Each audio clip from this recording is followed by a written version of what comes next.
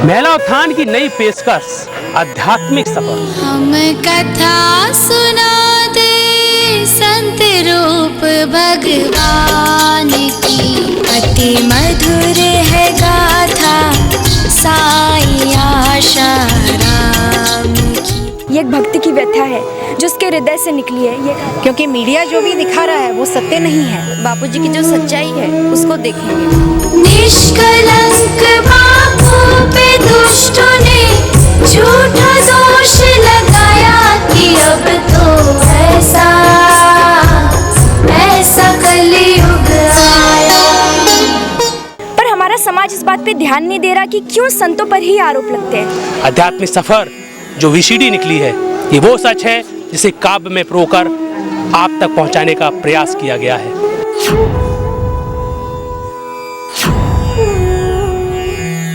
महिला उत्थान की नई पेशकश आध्यात्मिक सफर।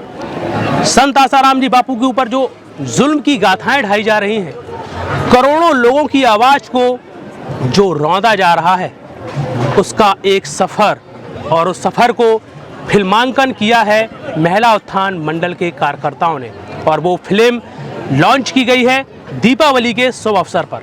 वो सीडी हमारे हाथ में मौजूद है, आध्यात्मिक सफर, संत आसाराम जी बापू का आध्यात्मिक सफर। इस समय हम संत आसाराम जी बापू आश्रम अहमदाबाद मुख्यालय में मौजूद हैं। हम आपको तमाम कार्यकर्ताओं से मिलाएंगे कि महिला उत्थान मंडल के कार्यकर्ताओं का क्या कहना है, उन्होंने इस फिल्मांकन के पीछे क्या रहस्य छुपाए हैं और इसके पीछे का क्या भेद है।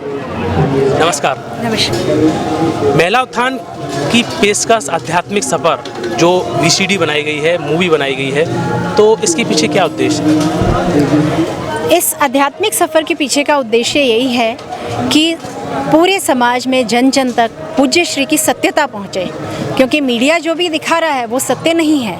और जिन लोगों ने पूज्य गुरुदेव के सानिध्य में पल नहीं बिताए हैं, जो उन्हें नहीं जानते, उनको वही सत्य दिख रहा है जो मीडिया उनको बता रहा है, जबकि उनका जीवन बिल्कुल ही अलग है। संत महात्मा का जीवन कठिनाइयों से परिपूर्ण और हर पल हर घड़ी समाज के लिए उन्होंने जिया है, जिसको कि आज छुपा करके मन घड़ंत कहानियाँ बना करके प्रस्तुत किया जा रहा है। इस फिल्मांकन को करने में कितने लोगों का योगदान रहा? इस फिल्मांकन को करने में सबसे बड़ा जो योगदान रहा है वो इस बच्ची का रहा है, जो 18 वर्ष की है। इसका नाम है प्रज्ञा, और छिंदवाड़ा गुरुकुल से ही पढ़ी हुई है ये बच्ची। और इसका हृदय जब व्यथित हुआ मीडिया में जो गलत बातें दिखाई जा रही उन्हें देख देख कर, तो स्वतः इसके हृदय से ये एक काव्य रूप निकल पड़ा और उसने से एक प्रश्न। सबसे बड़ी बात है कि ये एक कविता नहीं है, ये एक भक्ति की व्यथा है जो उसके हृदय से निकली है, ये कहा जा सकता है। ये उन सभी साधकों की व्यथा है जो पूज्य बापूजी से जुड़े हैं।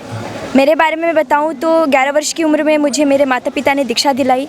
उसके बाद मैं पूज्य बापूजी से जुड़ी, उनके सत्संग में गई, उनके गुरुकुल में पढ़ी, और उसके बाद जब मैंने बापूजी के जीवन को इतने नज़दीक से देखा, मैंने पूज्य बापूजी की संस्था में हो रहे सेवा कार्यों को नज़दीक से देखा, वो सब देखने के बाद मुझे इस बात का बड़ा दुख हुआ कि ऐसे महान संत जिन्होंने अपना पूरा जीवन समाज की सेवा में दिया है, जिन्होंने हर पल केवल प्राणी मात्र के, मानव मात्र के हित के बारे में सोचा है, जब उस संत पर ऐसे आरोप लगते हैं, जब उस संत के लिए इतने गलत बातें समाज में फैलाई जाती हैं, तो वो कितनी गलत चीज़ है।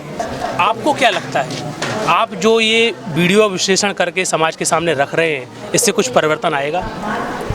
हाँ, परिवर्तन तो आएगा, क्योंकि समाज आज जो मीडिया में जो दिखाया जा रहा है आज उसी को देख रही है। और जो हमने अभी जो वीडियो बनाया है आध्यात्मिक सफर जोगी की जीवन गाथा, इस माध्यम से कई लोग बापूजी की जो सच्चाई है उसको देखेंगे।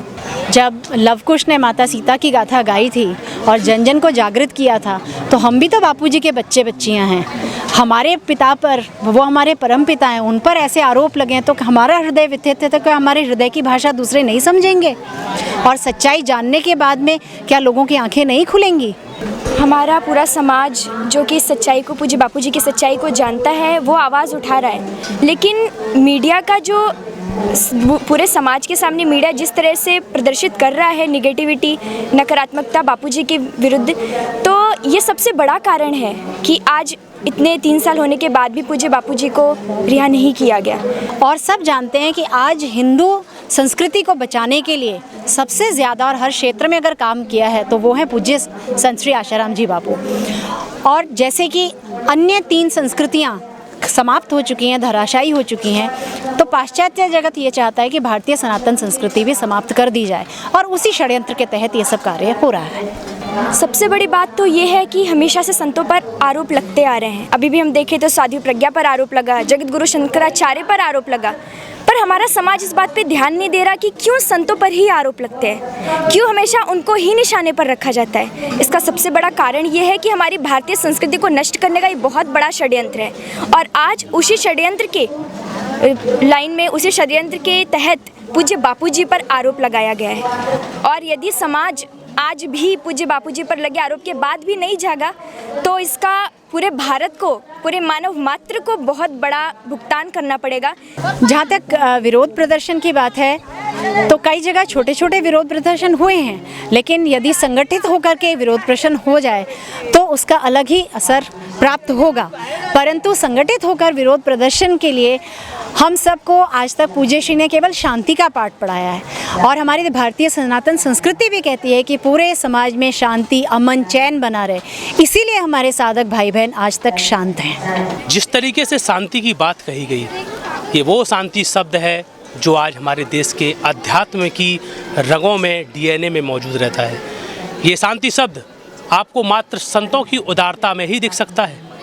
एक छोटी सी बात है, अगर हम विश्लेषण करते हैं नेताओं की पॉलिसी का, अगर एक भी नेता को टच किया जाता है तो उसके हजारों समर्थक रहते हैं, तो हजारों समर्थक रोड में तरह तरह के विवाद पैदा कर देते हैं, ऐसा माहौल क्रिएट कर देते हैं कि मानो पूरा सिर पर पहाड़ गिर गया है। लेकिन आज करोड़ों अनुयायी होने के बावजूद भी एक संत की उदारता देखो कि आज भी शांति का पाठ अपने शिष्यों को समझा रहे हैं। करोड़ों अनुयायी जी जान देने के लिए तैयार हैं, जान को हथेली में रखकर गुरु जी के सामने समर्पित होने के लिए तैयार है, लेकिन आज भी वो शांति की बात करते हैं। ये संतों की उदारता ही है। आज हमारे देश के बुद्धिजीवी समाज को इन तमाम बातों को अच्छी तरीके से समझना चाहिए कि आज जो खुला अत्याचार संत के ऊपर किया जा रहा है, संत की उदारता के ऊपर किया जा रहा है, ये कहाँ तक उचित है। आध्यात्मिक सफ़र जो VCD निकली है, ये वो सच है जिसे काव्य में परोकर आप तक पहुंचाने का प्रयास किया गया है। मैं इस VCD के माध्यम से आप लोगों को भी आह्वान करता हूं, इसे देखिए और सच को पहुंचाने का जन जन तक प्रयास करिए, क्योंकि सच हम जानेंगे और सच को पहुंचाएंगे, तभी ही सच की जीत होगी। इसी के साथ मैं रूपेश, नमस्कार। भारत के सभी लोगों को मेरा निवेदन है कि ये जन जन तक पहुंचाए।